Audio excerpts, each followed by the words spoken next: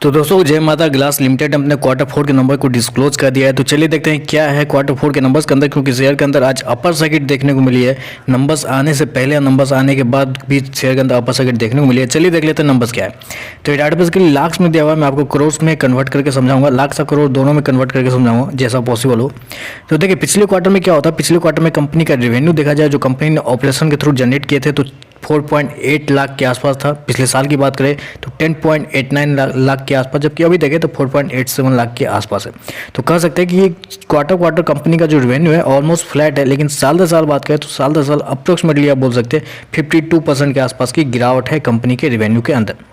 तो कंपनी का रेवेन्यू साल दर साल गिरता हुआ नजर आ रहा है, लेकिन क्वार्टर बात करें तो क्वार्टर कंपनी का जो रेवेन्यू है वो ऑलमोस्ट फ्लैट होता हुआ आपको देखने को मिल रहा है। चलिए कंपनी का एक्सपेंस देख लेते हैं, एक्सपेंस क्या हुआ है। तो देखिए पिछले क्वार्टर में कंपनी का एक्सपेंस 8.39 लाख, पिछले साल की बात करें तो 10.82 लाख, जबकि इस क्वार्टर में देखें तो 9.87 के आसपास है। तो पिछले क्वार्टर से कंपनी का एक्सपेंस इस क्वार्टर में ज़्यादा हो गया है, जो कि एक थोड़ा सा निगेटिव है। जबकि साल दर साल बात करें तो साल दर साल कंपनी का एक्सपेंस कम है, लेकिन मैं आपको बता ही दिया ऑलरेडी कि साल दर साल कंपनी का रेवेन्यू ऑलमोस्ट 50% गिर चुका है। कंपनी का प्रॉफिट की बात कर लेते हैं। तो देखिए कंपनी का प्रॉफिट अगर बोला जाए, पिछले क्वार्टर में कंपनी लॉस में थी, 2.7 लाख के लॉस में थी। पिछले साल कंपनी प्रॉफिट में थी 4.9 लाख के आसपास, जबकि अभी देखें तो 1.75 कंपनी का प्रॉफिट इस क्वार्टर में बना है। तो ओवरऑल देखें तो इस क्वार्टर में कंपनी का परफॉर्मेंस देखा जाए साल दर साल तो नंबर थोड़े से कमजोर है, ये तो आप भी मानेंगे, क्योंकि कंपनी का रेवेन्यू गिरा है, कंपनी का प्रॉफिट दोनों गिरा हुआ है। लेकिन क्वार्टर बात करें तो क्वार्टर कंपनी का जो प्रॉफिट है उसके अंदर एक अच्छी खासी तेजी आपको पिछले क्वार्टर के मुकाबले देखने को मिल रही है।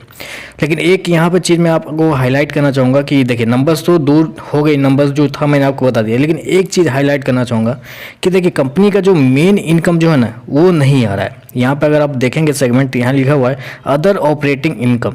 कंपनी हर क्वार्टर में अपने अदर इनकम के थ्रू रेवेन्यू जनरेट कर रही है।